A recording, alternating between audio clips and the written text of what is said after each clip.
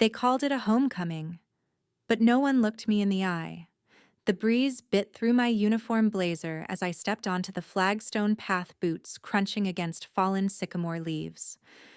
Mom had always hated when I wore them around the garden. "This isn't your battlefield, Elena," she once chided. 11 years later, the reprimand echoed louder than her actual voice. The Dawson estate hadn't changed much. Same white shutters, same manicured hedges clipped with unsettling precision. But there was something off in the air. As I walked up the drive, I saw them before they saw me. Riley's laugh rang too loud, Caleb stood just a bit too close, and my parents hovered with a cheerfulness too brittle to be real. Ellie Mom chirped as if she'd summoned me from the beyond, not the base in Quantico. "Look at you all grown up." She rushed forward, arms extended, but her embrace was stiff, like hugging a mannequin with a smile painted on. "Ely?" Riley breathed with mock surprise, like I hadn't been texting her for weeks about my return. She was wrapped in a faded navy hoodie Caleb's from college. I knew it because I used to sleep in it. Caleb gave me a quick hug, one of those one-armed, barely there gestures. His eyes met mine for a fraction of a second, then darted away like I'd burned him. "You all look surprised," I said. Dad clapped a hand on my shoulder, steering me toward the garden like a prize animal. "Just wanted to gather the family, nothing more. You've been away so long, it's time we all sat together again." I nodded, heart pounding for reasons I couldn't name. The table was already set on the back lawn. Candles flickered in heavy glass holders, their flames struggling against the autumn wind. The whole scene looked curated like a photo shoot for some upscale family magazine. Riley had even laid out a plaid throw over her chair. My old chair, actually. Caleb pulled it out for her, and she giggled. Giggled. The conversation started easy. Weather. Her gardenias. His promotion. Then Riley leaned over, all fake innocence. "So, I might have an opportunity at Caleb's firm," she said, twirling her wine glass. Really, I tried to keep my voice steady. "That's great. She's got the kind of intuition we need." Caleb added, not looking at me. "She's always been good with people," Mom said, patting Riley's hand. "Much better fit for that world than, well, the military's lucky to have you." I raised my glass. "To unexpected opportunities," I said. It was meant to be light. No one clinked back. The silence was soft but sharp. I felt it slice clean through the stem of my toast. After dinner, I wandered toward the edge of the garden, letting the chatter fade. From the shadows of the hedge, I heard them, my mother's voice, low and urgent. "It's just better this way for all of us. She's never fit in here." I froze. Something tight coiled in my chest. I should have stepped forward, demanded answers, but I didn't. Not yet. I turned instead, headed for the house, unsure what I was even looking for. Sanity, a cigarette escape. In the hallway, the lamp on the credenza cast a warm glow over framed family photos. I reached to adjust one, a picture from before I enlisted. My hand brushed something on the table. Caleb's phone. Unlocked. I shouldn't have, but I did. The text appeared like a flare in the dark. "He's home. Be ready. Riley. He's not she's." A chill slid down my spine. And then the phone buzzed again. I used to think Riley was a terrible liar.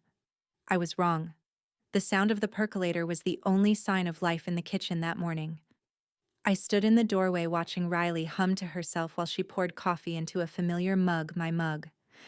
The one with the chipped handle and a faded army crest I'd carried home from Fort Leonard Wood. She set it on the counter. My name, once written in black permanent marker along the base, had been scratched off, the smudges barely visible beneath her manicured fingers. "Morning," I said, stepping in. She jumped slightly, then smiled too quickly. "You're up early." I glanced at the mug. "Didn't realize you liked that one." "Oh, I just grabbed whatever was clean."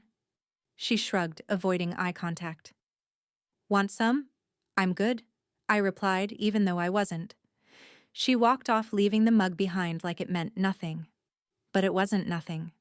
Not anymore. The house felt different in daylight, like someone had moved the furniture ever so slightly, just enough to make me trip over memories. I walked into the living room and noticed the family photos subtly rearranged. Fewer of me, more of Riley. One shelf that used to hold my boot camp graduation frame now displayed a picture of her and Caleb on a hiking trip I'd never heard about. Later that day, I passed by Dad's study and overheard Meredith. "She's really stepping up," she told someone, Caleb, I assumed. Managing his calendar, handling little things I'd never expect from Elena. "She's organized," Caleb said quietly. "Reliable." I kept walking, chest tight. Riley wasn't just helping anymore. She was integrating, smoothing herself into his routines like she belonged there. I remembered when she couldn't even keep track of her own orthodontist appointments. Now she was managing his meetings. I tried to talk to Caleb that afternoon, catching him as he returned from a run. "Got a minute?" I asked. He hesitated. "Now's not great. I've got a call in 10. Later then." "Sure," he said, but his eyes flicked toward the house before he jogged past me. I didn't see him again until dinner. That night, I wandered upstairs thinking some quiet might help me make sense of things. I reached for my old bedroom door only to find it wouldn't budge. I pressed harder and it opened to a dimly lit closet filled with extra linens, cleaning supplies, and a box of Christmas lights. No bed, no posters, no me. I stood there stunned, as if expecting my younger self to pop out and laugh. My room was gone, replaced. Back in the hallway, I felt my phone buzz. A name flashed across the screen. Mason, my old friend from service, someone who'd always known when I was spinning out. "You okay?" he asked as soon as I answered. "Yeah. It's good to be home," I lied. "You sure?" "I'm sure." But the knot in my stomach said otherwise. The next evening, I wandered into the garden shed looking for a pair of clippers, anything to keep my hands busy. The air was thick with the scent of soil and fertilizer. On the workbench lay a small stack of receipts curled slightly at the edges. I don't know why I picked them up. Instinct, maybe. The top one caught my eye. 2 wine glasses, 1 bottle of Merlot, dated last Tuesday. I remembered Tuesday. Riley had said she had yoga. Caleb said he had a client call. Merlot was Caleb's favorite. Riley hated red wine. Or at least she used to. I held the receipt like it was radioactive. A sound behind me made me jump. Riley stood in the doorway, arms crossed, a strange mix of guilt and resolve in her eyes. "Hey," she said softly.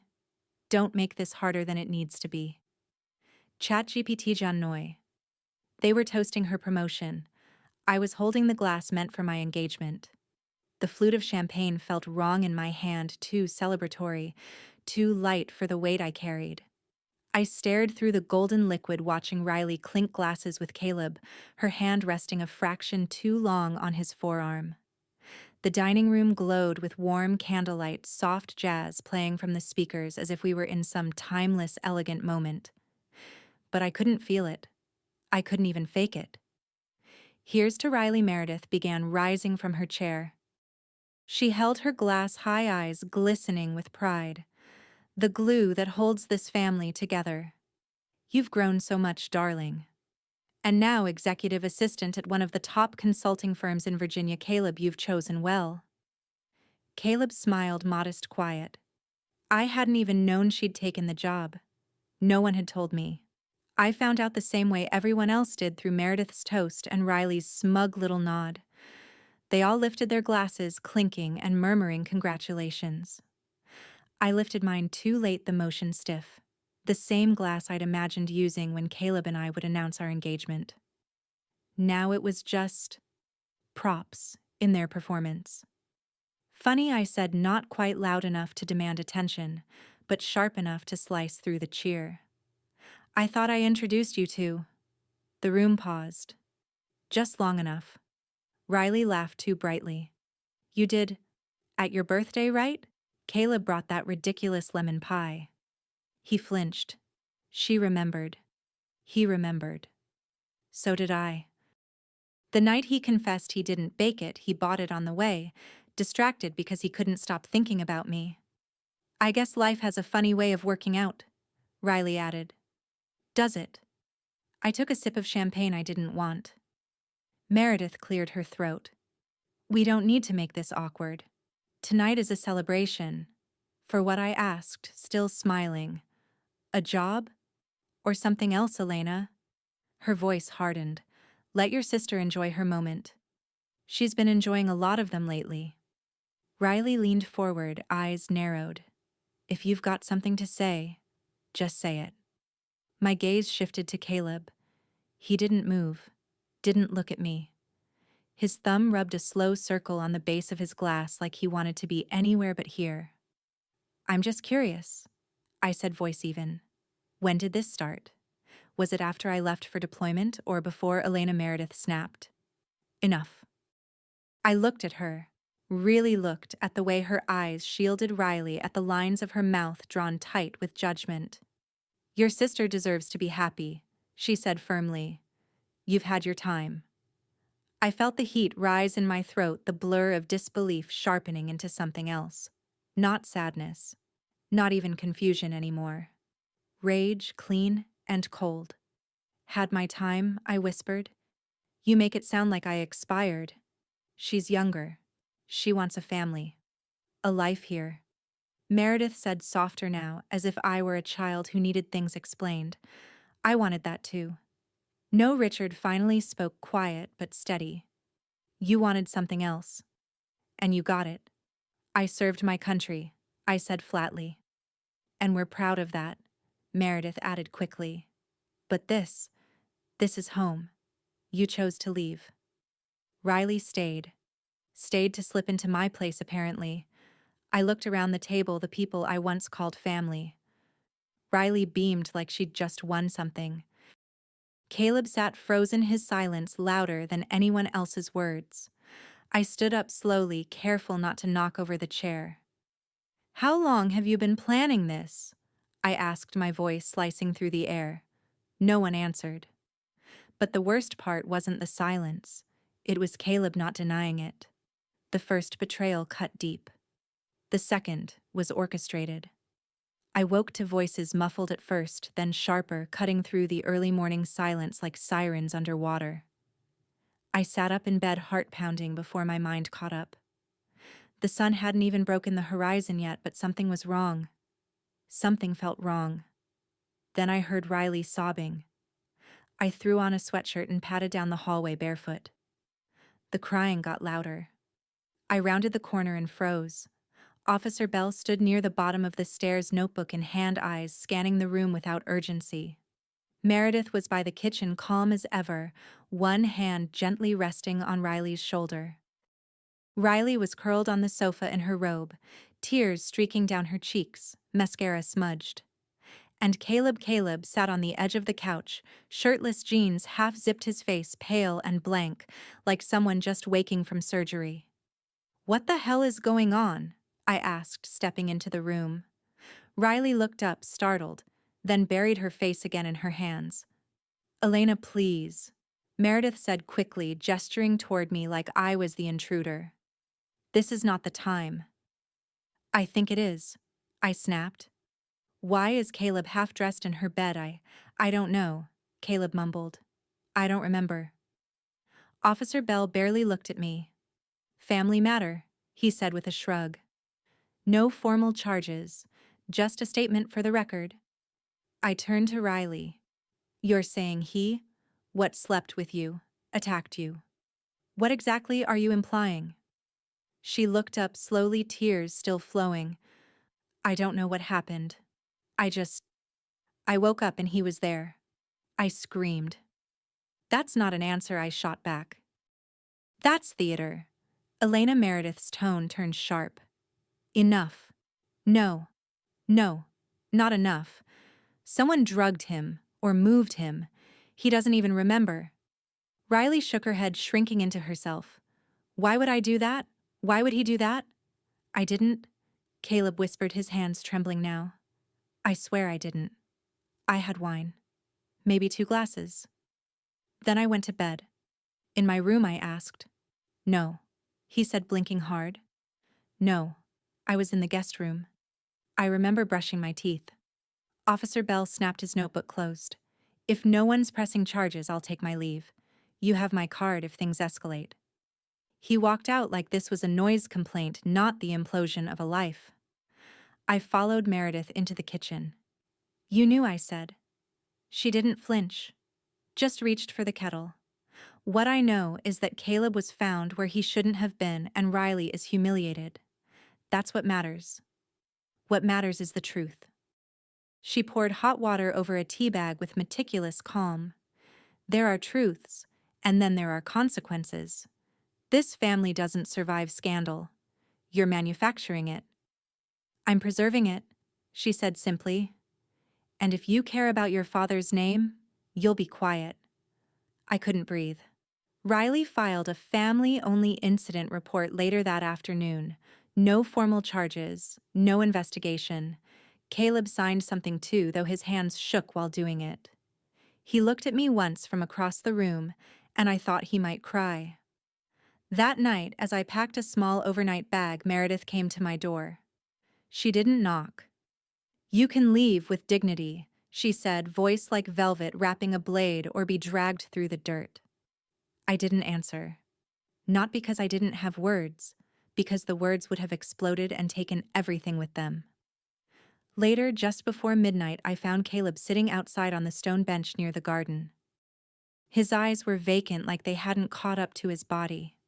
He looked at me slowly, something broken behind his gaze. Elena, he said barely above a whisper, did you do this to me? He wasn't asking Riley. He was asking me. I didn't leave because I gave up.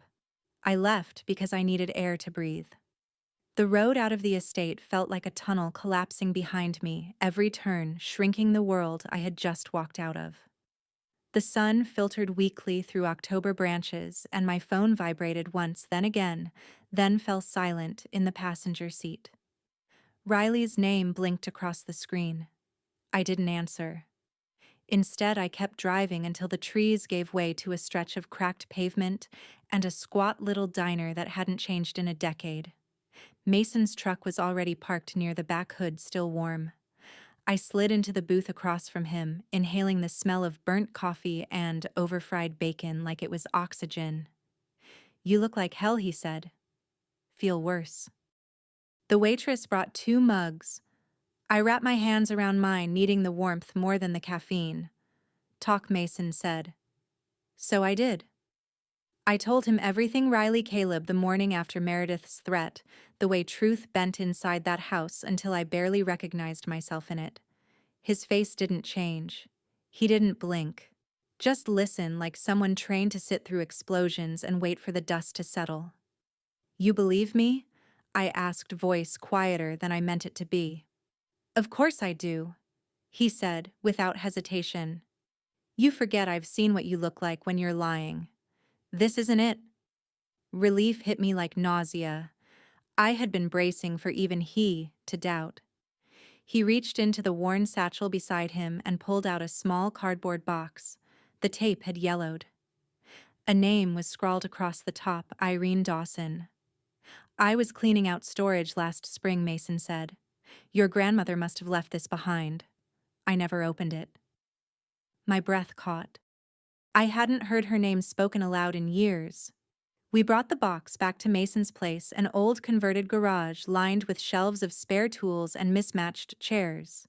He set the box on the workbench and handed me a pocket knife. Inside were paper-wrapped bundles, all labeled in her familiar looping script. Most were recipes, journals, letters I remembered vaguely from summers past.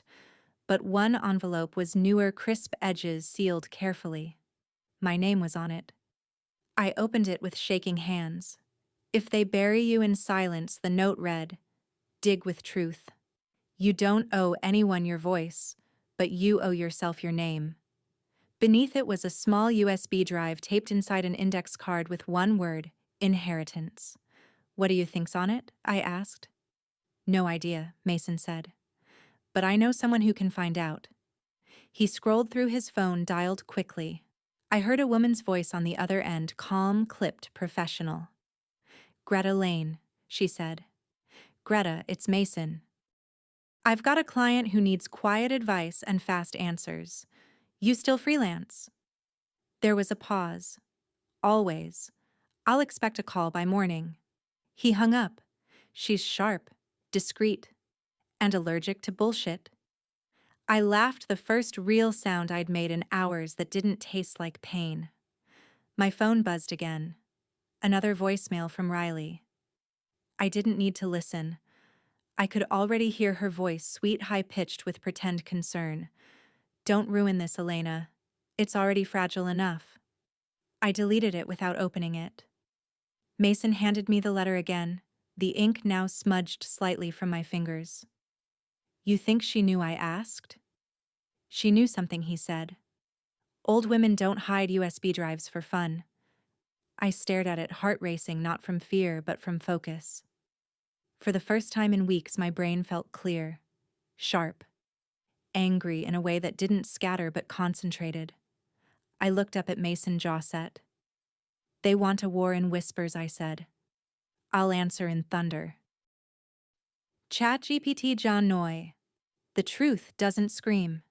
It waits buried in dust and silence. The attic smelled of cedar and mildew and forgotten intentions. Rain tapped insistently against the window panes like a clock ticking just for us. I pulled the chain hanging from the single bulb overhead, casting a yellow cone of light across the floor. The wooden box Mason placed beside me was small, almost delicate, aged with time, but carefully preserved. The label ED was hand-carved into the top. My grandmother's initials. Mason sat cross-legged on the floor, laptop open and cables tangled beside him. "Take your time," he said. "I'll start scanning as you go." My hands trembled slightly as I opened the lid. Inside were several folded sheets of thick paper, yellowed and creased at the edges. Some were notes written in her familiar cursive, each addressed to me, some simply titled, "In case I'm not here when you need me." I read them one by one, breathing her voice between the lines. One note stood out. "If Meredith asks about the estate, tell her I've said nothing. Because I haven't. But if Elena ever comes looking, give her everything." My throat tightened. Beneath the papers was a thin black flash drive identical to the one we'd found earlier. I passed it to Mason. "Same encryption," he muttered, plugging it in. Let's see if she was more paranoid than I thought. A loading bar appeared on the screen. Then folders bloomed open, neatly labeled with years, each containing PDF scans of legal filings, handwritten letters, even scanned photographs. Mason clicked through them slowly, whistling. Here it is. 2017. New will. Irene Dawson leaves entire estate, both financial and property, to Elena Dawson, executed and signed with notarized documents. I blinked. That's before she got sick. She updated it again in 2020, Mason said, clicking forward. Same structure, same air. "And yet, what did Meredith show the court when your grandmother passed a copy from 2015, I whispered. "The one that split everything evenly." We found the answer buried in a scanned letter written in uneven pen strokes, my grandmother's for sure. Meredith pressured me. She said Elena wouldn't return, that she didn't deserve the burden. I didn't undo the legal changes, I simply stayed quiet when asked. Mason leaned back. "That's coercion. Maybe not criminal, but certainly actionable." I reached for my phone and called Greta. She answered on the second ring. "Lane, it's Elena. I have something. Multiple things. Tell me." I summarized quickly the will, the letter, the updated PDFs. She didn't interrupt. When I finished, she asked, "Is the metadata intact on the files?" "Yes." "Then yes. We can challenge the probate filings. This could overturn the current division entirely, especially if it proves deliberate omission." I looked at Mason. "We move forward." Carefully, Greta added. "Once they sense a shift, they'll dig in. Don't blink first." After we hung up, I returned to the flash drive and noticed an unlabeled file tucked at the bottom. A voice memo. My fingers hovered above the keyboard. Then I clicked. The recording crackled softly, then settled into a familiar rasp. If Meredith or Riley are hearing this, shame on you both. And if it's Elena, I hope you know I always saw you. Even when they didn't. You were never invisible to me. I didn't realize I was crying until Mason handed me a tissue. She knew I whispered. She saw this coming. She also left you tools, he said. What you do with them, that's on you now. The rain hadn't stopped, but it felt different now. Less like a warning, more like applause. Mason closed his laptop. So he asked, voice steady, "Do you want to go public or go surgical?" The most dangerous truths are the ones people whisper to themselves. I sat in the far corner of the coffee shop, back to the wall, just like I had in every combat zone. Only this time, the battlefield was made of lattes and recycled jazz music. My laptop glowed in front of me, casting a pale light across the documents and tabs open like landmines, legal PDFs, metadata screenshots, archived emails I hadn't deleted in over a decade. Across from me, Dana Finch stirred her espresso like she was turning a knife. So she said, "You finally want the world to hear your side. Not the world I corrected, just the right ears." Dana had changed since college. Her hair was darker now, streaked with copper instead of bleach. But her eyes still carried the same intensity, the kind that had once gotten her banned from the university paper for accusing the dean of embezzlement. She'd been right then, too. When I mentioned Riley, Dana's smile cracked sharp and wide. She's still playing innocent in pearls, she upgraded to diamonds. Dana laughed. God, I hated her. You remember that charity drive when she pretended to cry so people would donate more? I nodded. I also remember you had footage. Dana tapped her phone. Still do. She opened a folder titled F's List, short for fake bitches, she clarified with a wink. It was filled with years of saved Snapchats, unlisted YouTube links, and screen recordings. There were clips of Riley mimicking our mother's voice to manipulate Caleb into staying home from a deployment celebration.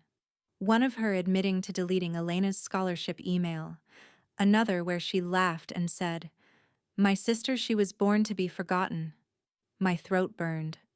We start slow, Dana said. Whispers, not screams. Controlled truths. Give people enough smoke, they'll go looking for the fire. Make it anonymous, I said. No names. Just implications. She nodded, already typing. By evening, the first post went live on her underground blog, Finch Unfiltered. The title, Family Fraud, The Hidden Garden. It was a carefully worded piece. Allegories, anonymous voices, just enough detail to make readers lean in, but not enough to call it libel. Dana was a master of the gray zone. Comments poured in within hours. Some skeptical, some disturbingly accurate. Then Riley posted on Instagram. A filtered photo of her in Caleb's old military jacket, lips, pouted chin raised like a war widow. The caption, "Second chances are earned, not inherited."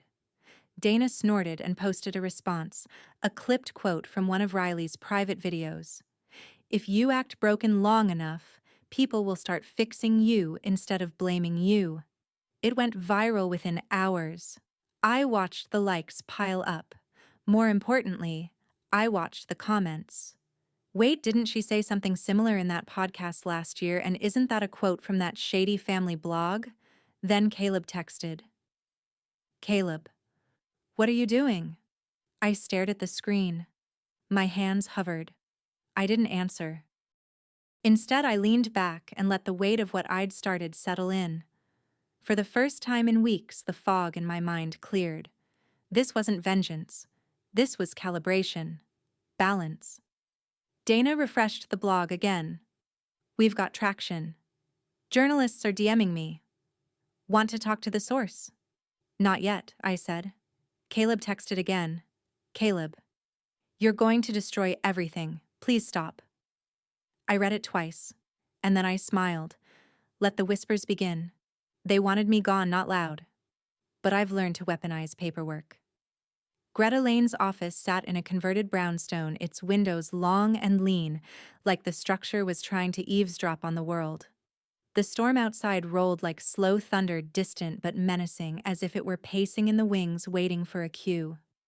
Inside the silence was clinical legal pads stacked like ammunition lamps, glowing with intention. Greta handed me a folder thicker than my old deployment dossier.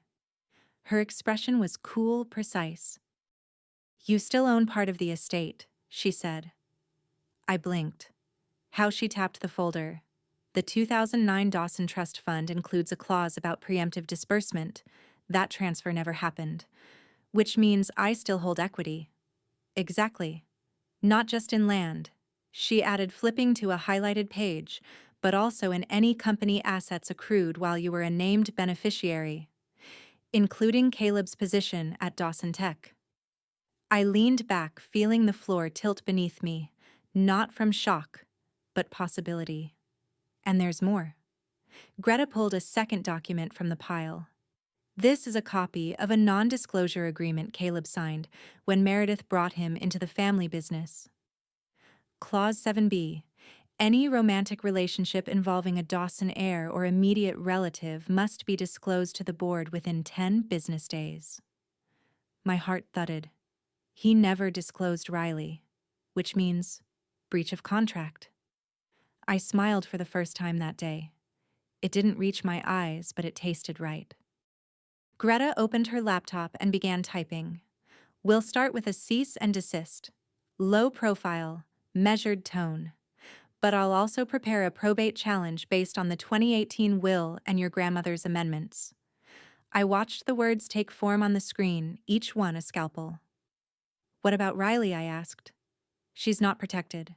If Meredith knowingly suppressed the valid will and Riley benefited from that, it's misrepresentation at minimum. Fraud if we press harder." She slid a blank envelope across the table. I hesitated. "Still feels like a family matter?" she asked. "No," I said. "It feels like a correction." By the time we sent the first legal notice, the rain was tapping like fingers against glass, impatient, rhythmic. Meredith received it by hand. Greta's clerk confirmed she accepted it with a tight smile and said, "Tell Ms. Lane she's reaching." But that night, a scheduled TV appearance, an anniversary segment celebrating Dawson Tech's latest milestone, was abruptly canceled. No statement, no excuse, just silence. Pulling back, Greta said, watching the news feed, "They're recalibrating." I ran my thumb along the edge of the probate challenge, freshly printed and stamped. "We ready?" I asked. Greta nodded. "Executor gets this by morning, along with the notarized amendments." I exhaled. "This isn't loud." "Not yet. It doesn't have to be," she replied. Paper whispers until it lands on the judge's desk. Outside, the storm hit full stride. Greta smirked, sliding her laptop shut.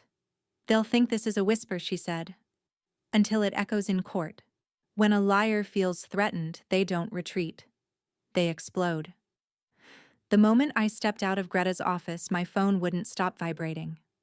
Dozens of notifications, dozens of names I hadn't seen in years, suddenly remembered I existed. But not out of warmth. The first message I opened was a link. A voice recording. Me, during one of my worst nights post-deployment. Talking to Mason about the silence in this house, how it drove me crazy, how I wanted to scream, until someone noticed. But the file ended mid-sentence right after I could burn it all down. No context. Just static. The caption, "Unstable vet threatens her own family." I scrolled, stomach twisting. Riley had leaked it to some 2-bit podcaster under the guise of self-protection. Her pinned post read, "I love my sister, but she needs help, not hate. Please respect our privacy during this difficult time." Of course it had a smiling selfie attached. Next came the official Dawson family statement. Meredith's fingerprints all over it. "While we have compassion for Elena's past struggles, her recent actions have placed an unbearable strain on the family. We believe her claims stem from deep-seated jealousy and unresolved trauma. We ask the public for grace as we navigate this painful chapter. Grace. What a generous word for character assassination. My phone buzzed again, this time from Dana. Email servers down. Site got flooded. Someone posted my home address online. I rubbed my temple. You okay? I'm fine. But I'm locking my doors. You still breathing? She paused, then added, They're not scared of the truth. They're scared of you giving it a voice. But not everyone was that brave. Even Mason, when I finally reached him, answered with a weary tone.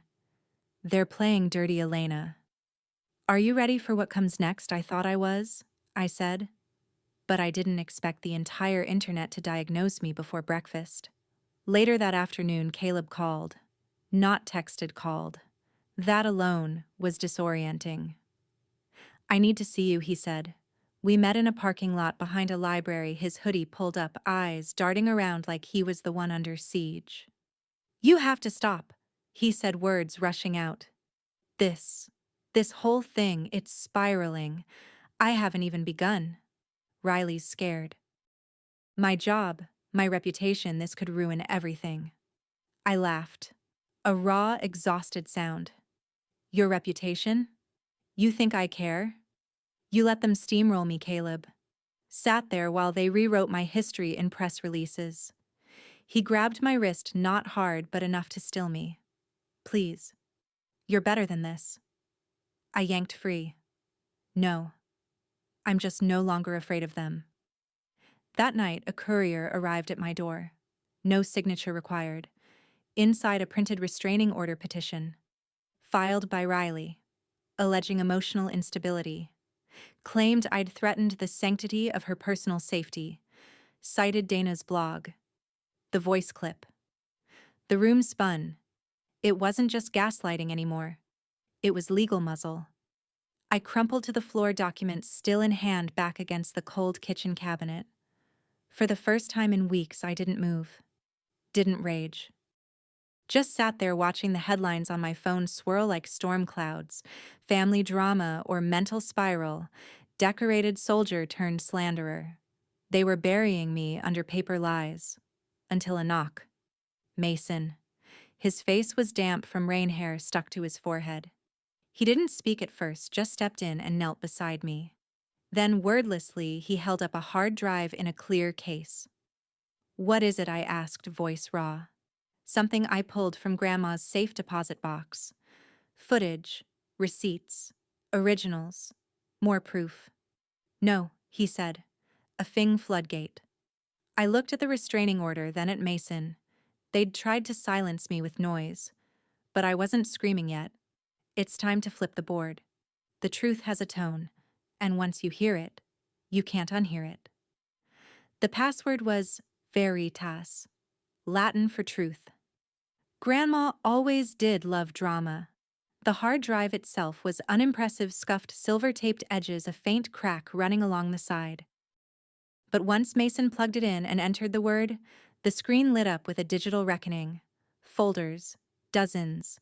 Some marked innocuously, garden receipts misc. Others, more ominous, voice estate, lock, and simply R. I leaned in as Mason opened the first video file. Static. Then the camera settled, shaky handheld, on Riley sitting cross-legged on what looked like the guest bedroom rug. Her voice filled the room, nasal, slightly slurred. She's going to flip, Riley said, laughing. You think she'll figure it out before or after the will's shredded? A second voice, Meredith's, cool as glass. Does it matter? As long as Caleb plays along, Elena's just background noise. I froze. What? What is this? I asked. Mason clicked pause. This was Riley's backup drive. She probably mirrored her old laptop before upgrading. I found it by accident when I was sorting some stuff Grandma left at the bank. Thought it was financial docs. Didn't realize she'd captured her own downfall. The second video opened automatically. Meredith, sitting across from a man in a cafe, slid a white envelope across the table. Delay the estate reading. Just a week, she said. Long enough to amend the paperwork. You'll be taken care of. The man nodded, took the envelope, and glanced around. A timestamp blinked on screen, Oct 12, 2023. Just 2 days before I got the call to come home. In another file, Caleb sat on the edge of my old bed, face buried in his hands. I don't know who I am anymore, he whispered into the camera. Riley says I owe her, but I never meant to hurt Elena. I didn't fight back. I felt myself slide slowly into the chair beside Mason. These weren't just clues. This wasn't a trail. This was the damn destination. I need Dana, I said, already reaching for my phone. Dana picked up after the second ring, her voice strained but alert. I was hoping you'd call. I have footage. Proof. Multiple files. Blackmail, coercion, intent. She was quiet for a beat. Then, send it via VPN tunnel. I'll set up the upload. 3 stages. Legal disclaimer: first, content dump. Second, context. Third. You ready to go nuclear? Past ready. While the files uploaded, I started writing. A formal press release reviewed line by line with Greta. We emphasized truth over vengeance, facts over fury. We acknowledged my service history, both its struggles and strengths, and laid out our legal steps. Petition to reinstate the 2018 will demand for forensic review of the estate's amendments and withdrawal of the restraining order under evidence of defamation. Dana's site blinked live at midnight. Post 1, a transcript of Meredith's bribe. Post 2, the full unedited clip of Riley mocking me, clutching a glass of wine, smirking at the camera. She's going to cry, poor thing, Riley said. And you know what? That's fine. Let her. She'll leave like always. I sat motionless, staring at my screen. Until the final video loaded. It opened with Riley again, sitting beside Meredith on the sunroom couch. You really think he'd pick her? Riley said, twirling Caleb's dog tags between her fingers. We drugged him. He doesn't even remember. Meredith didn't flinch. Just said, as long as he doesn't talk, it doesn't matter. My breath caught. Mason's hand tightened on the mouse. Should I stop it? No, I said, eyes burning. Play it through. In the next clip, Caleb sat alone, hunched over a kitchen table, the same table we used to eat pancakes at every Saturday. If she ever finds out, he said quietly, I'm done. The screen faded to black. I didn't cry. I didn't scream. I just nodded slowly. It was all here. Every betrayal, every lie, every act they thought was buried. And now it was mine to release. They called it a homecoming, but no one looked me in the eye. The courtroom was silent, the kind of silence that presses down on your ribs and makes you forget how to breathe. Light filtered through tall windows, cutting across polished wooden benches and casting long shadows over everything, like truth itself was crawling in reluctantly. I sat beside Greta, spine straight, palms flat on the table in front of me. Across the aisle, Meredith looked immaculate, her hair pinned back so tight it seemed to pull her face into a mask. Riley sat beside her shoulders, hunched fingers clenching the hem of her skirt. Caleb lingered in the back row, a spectator now, eyes shifting every time I looked his way. He couldn't even hold my gaze anymore. Judge Harris entered without fanfare. No gavel, no theatrics, just that slow, inevitable procession to the bench, followed by the click of his mic. This is the preliminary hearing regarding the contested will of Eleanor Dawson, he began, voice even. Ms. Eleanor Dawson, represented by counsel, is here to challenge the currently executed estate distribution, presenting new evidence. Ms. Meredith Dawson and Ms. Riley Dawson have been summoned to respond. Greta stood. Calm. Calculated. Your Honor, we submit for the record the original 2018 will of Eleanor Dawson along with notarized documentation, affirming its authenticity. This document names Elena Dawson as sole heir, citing a change of circumstances. The judge barely blinked. And the current will? Greta nodded. Filed posthumously in 2023 under the direction of Ms. Meredith Dawson Eleanor's daughter-in-law without third-party witness. Meredith scoffed, leaning forward. My mother-in-law was of sound mind in 2023. She made her decision after thorough deliberation. Greta didn't flinch. We have footage, Your Honor, taken 1 month before the date of the contested will in which Ms. Meredith Dawson is seen coercing Eleanor Dawson to sign documents while threatening to withhold medical support. That landed. Judge Harris raised a brow. Video evidence. Greta gestured.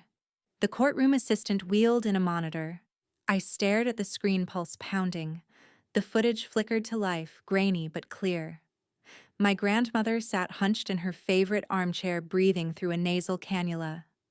Meredith stood over her, voice deceptively soft. If you don't want Riley to be left with nothing, just sign this. It's the right thing, Eleanor. My grandmother blinked. But I already. Meredith cut her off. Don't make this harder than it needs to be.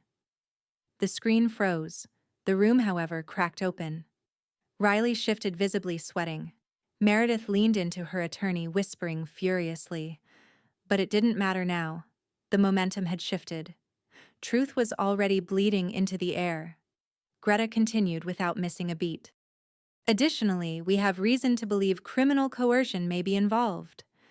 Let's not get ahead of ourselves, Judge Harris warned, though his tone had changed. Less formal, more alert. Of course, Greta replied smoothly.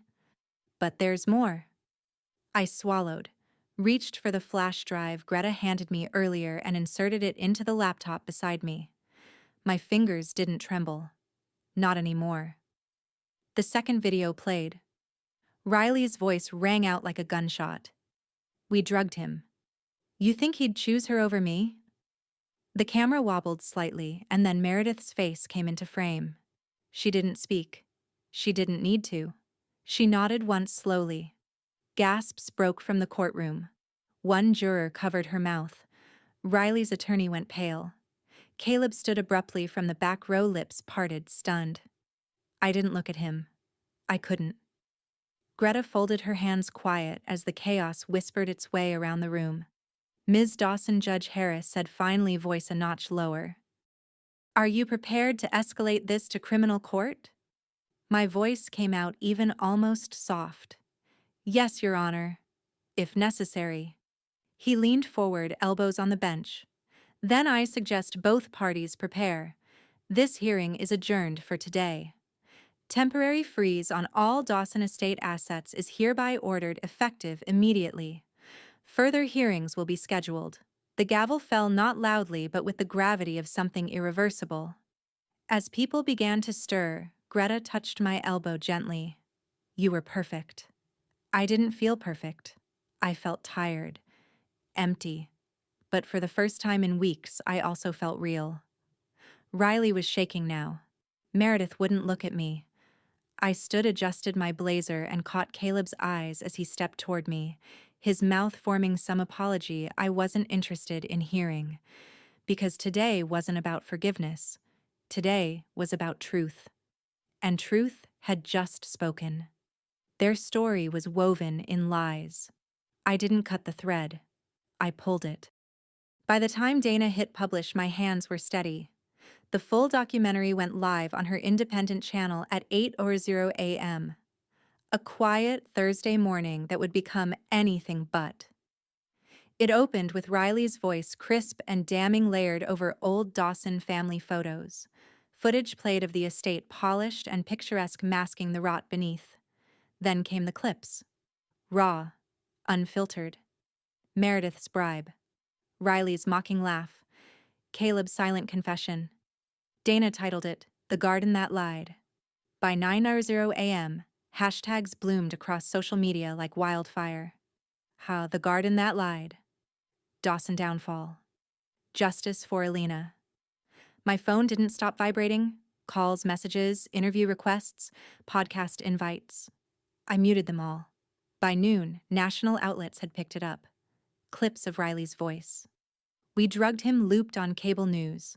Meredith's face, once the pristine matriarch, flashed beside headlines like heiress scandal and estate under fire. Mason made coffee. You sure you don't want to turn it off for a while? I've waited 11 years for someone to hear me, I said.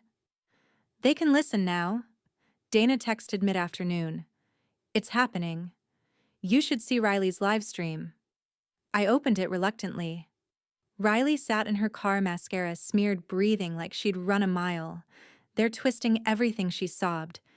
She always hated me. This isn't what it looks like. She rambled for 8 minutes, denied, deflected, then turned venomous. You all think she's some hero? She left, and now wants to come back and play victim. The comments scrolling beneath her were merciless. Gaslighter in HD. How do you accidentally drug someone, Riley? Why is your mother silent now? Meredith was silent. Her lawyer issued a stiff press statement claiming the videos were heavily edited and maliciously compiled. But by then, no one cared. The internet had smelled blood, and it wasn't mine. By evening, Greta called. Caleb's firm just placed him on administrative leave, she said. I didn't respond immediately. He knew, I said finally. Maybe not everything, but enough. He's not your concern anymore. I nodded. That night, Mason and I sat on the couch, the hard drive that started it all resting on the table like an exhausted soldier. Dana's video had surpassed 1 million views in 12 hours. Caleb posted a single sentence on his social media, I'm sorry. He didn't say to whom. At 2 a.m., I received a voicemail from Riley. Her voice trembled barely above a whisper. Is this what you wanted? Are you happy now? I didn't listen to the rest. Because the answer wasn't about happiness. It was about air. Finally, after years of suffocating under politeness and pretense, I could breathe. In the morning, Greta called again. Her voice was composed, but I heard something different underneath a shift. Meredith's attorney just offered a settlement, she said. Want to hear it? I stared at the sunlight creeping across my floor. I smiled. Cold. Ready. Put her on speaker. Some victories don't feel like winning. They feel like surviving. The wind had turned sharper since the last time I stood at the front gate of the Dawson estate. Autumn stripped the trees bare, leaving the garden exposed, and skeletal like it too had run out of things to hide. Inside, the silence was colder than the wind. The portraits were gone. The heirloom vases that once sat like sentinels in the foyer boxed. The grand piano was covered with a dusty sheet. The house no longer pretended to be a home. It was in the process of shedding its skin, and I let it. Greta handed me the signed papers without ceremony. Meredith's withdrawal is official, she said. The estate's assets revert to the 2018 distribution model. Your grandmother's share her trust, her land. It's all yours now. I nodded, fingers closing around the folder. There was no smile, no relief. Just wait. Richard waited in the study. I didn't go in. He saw me from the threshold, raised his glass of bourbon slightly. A nod, acknowledgement, or apology, I couldn't tell. Maybe both. He didn't speak. He never had not when it mattered. I turned away before the silence stretched too long. Riley appeared in the hallway like a ghost wrapped in a coat that wasn't hers. Her eyes were rimmed red, not from guilt. I could recognize self-pity a mile away. Elena, she started, voice too soft. I didn't mean for it to. I walked past her. There was nothing left to say that hadn't already been screamed into the void. She had her chance to speak with truth. She'd chosen a stage instead. I climbed the stairs to what used to be my room. It was empty now. Not just of furniture, but of memory. No bed. No desk. No ceiling fan turning lazily in the summer. Just a hollow echo of where I once believed I belonged. A scuff mark remained on the floor where my trunk used to sit. I stared at it longer than I should have. Downstairs, Mason waited in the garden. He had 2 glasses and a bottle of champagne already uncorked. I figured if we waited for the right moment, we'd miss it, he said. I took the glass without answering. The champagne tasted like air after drowning. You didn't just win, Mason said, tilting his glass toward the house. You changed the damn rules. I looked around the dying roses, the garden path where my mother once said, "Don't bring your boots into the garden." I had. And I'd left footprints. From my coat pocket, I pulled the invitation white cardstock gold embossed lettering, the one that had summoned me back here under the pretense of a celebration. I lit a match. The flame crawled slowly, hungrily curling the edges into black.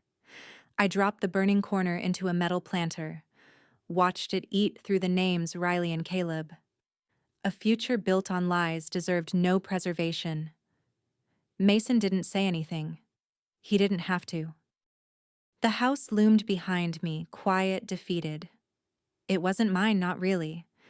I'd inherited its bones, its secrets, its ghosts. But I didn't want to restore it. Some things aren't meant to be rebuilt. I finished my glass and set it on the stone edge of the fountain. The water was stagnant now, leaves swirling near the drain. Greta met us by the gate with the car keys. "It's done," she said. "Yeah," I replied, voice low. "It's done." Before I turned to leave, I looked back one last time. The estate stood in the gray light, stripped of illusion, heavy with history. A monument to a family that had devoured its own. "It's not my home," I said. Mason raised a brow. "It's my lesson. Justice gave me peace, but solitude gave me strength." The new apartment smelled like paint and pine cleaner. It was cold. The kind of cold that wasn't unwelcoming, just honest. The kind of cold you could grow into. It sat on the second floor of a brick building in Maryland, a few blocks from a coffee shop with mismatched chairs, and the best sourdough toast I'd had in years. My neighbors didn't ask questions. They nodded politely, held the elevator, let me be. That was all I needed. I spent the first week organizing boxes and deleting numbers from my phone. Meredith, Richard, Riley, even Caleb. If they needed closure, they'd have to find it without me. Greta called on a Wednesday. Quick clip the way she always was. "Estate transfer complete. Funds are in the trust. No press follow-ups this week." "Thanks," I said. "You good?" "I'm learning to be." "Good," she replied, then hung up. The first lecture went live the next morning. A 12-minute video titled "Strategic Communication Under Stress." It was crisp shot in my living room with a borrowed webcam and bad lighting. I wore a dark sweater and spoke directly into the lens. No notes, no script, just my voice.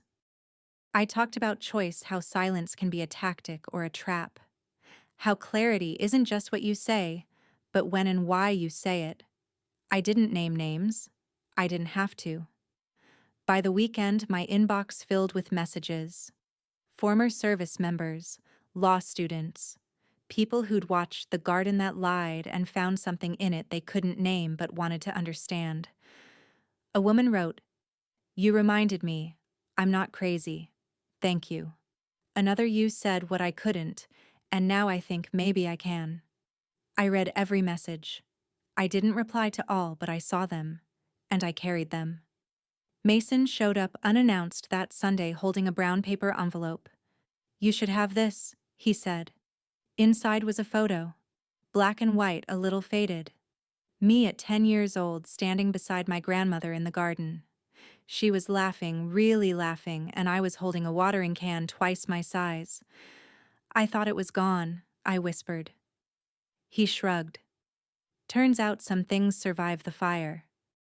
We didn't talk much after that. Just shared toast and watched the early snowfall from the window. That night, a notification blinked on my phone. It was from Riley. One line, "You'll never understand what you took from me." I stared at it for a moment. Not long. Then I deleted it. No reply, no reaction, no opening for return.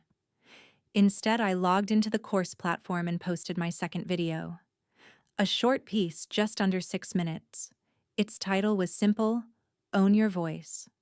I spoke about rebuilding not from ashes, but from clarity. about how strength doesn't come from vengeance or attention. It comes from walking away when you could stay and win. Right before I went to bed, another email came through. Subject line: guest lecture opportunity. Spring semester. The sender was a department head at a major university. They'd seen the video, wanted me to speak.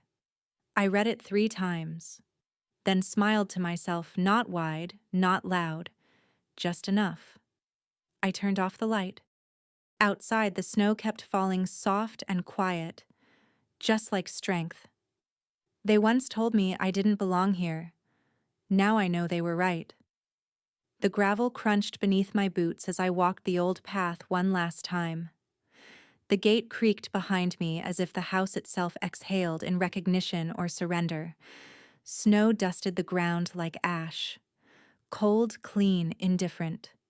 The same way time tends to move after truth has burned everything else down. The garden had changed. Roses no longer lined the stone borders. Their thorny skeletons stood bare.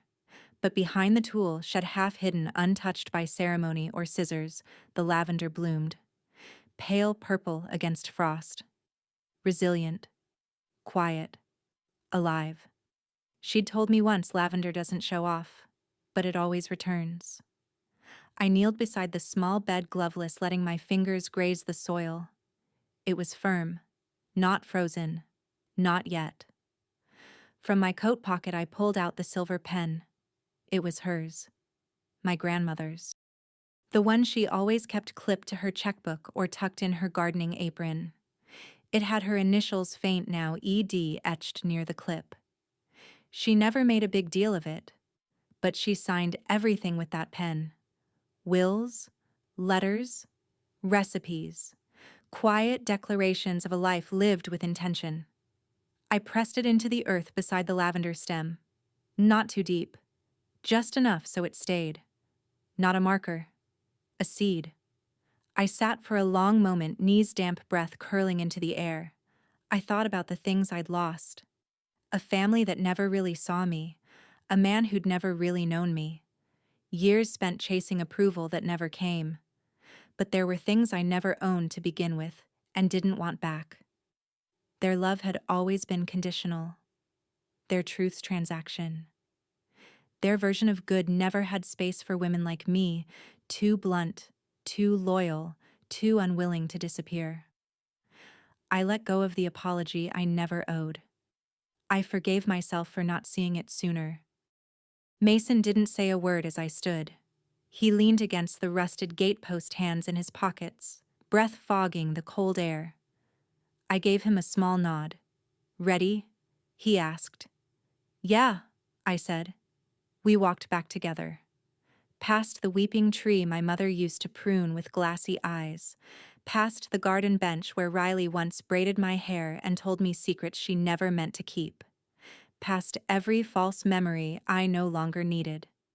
At the gate, I paused, not to look back, just to listen. The wind moved through the trees, brushing against brittle branches and dead leaves. But under it all I caught it, the faintest note of lavender stirring. I closed the gate behind me. 3 days later, a letter arrived. White envelope. Government seal. Inside crisp paper and one paragraph. "We're building a new program for women leaders. Practical strategy. Resilience training. Military and civilian crossover. We'd like you to lead it." I set the letter down, heart still. No shock. No disbelief. Just knowing that my mission had only just begun. Some stories don't end with applause, they end with quiet clarity. I didn't reclaim the past or rewrite the pain, but I did take back the one thing they tried to steal my voice. Justice didn't come crashing in. It arrived like frost on lavender, late, uninvited, but undeniable. Like the final chord of a long-forgotten melody, justice may arrive late, but it resonates powerfully once it's heard. If this story echoed something inside you, like it once echoed inside me, comment 1. If you're still holding questions, comment 2. And don't forget to like, share, and subscribe for more stories that refuse to stay silent.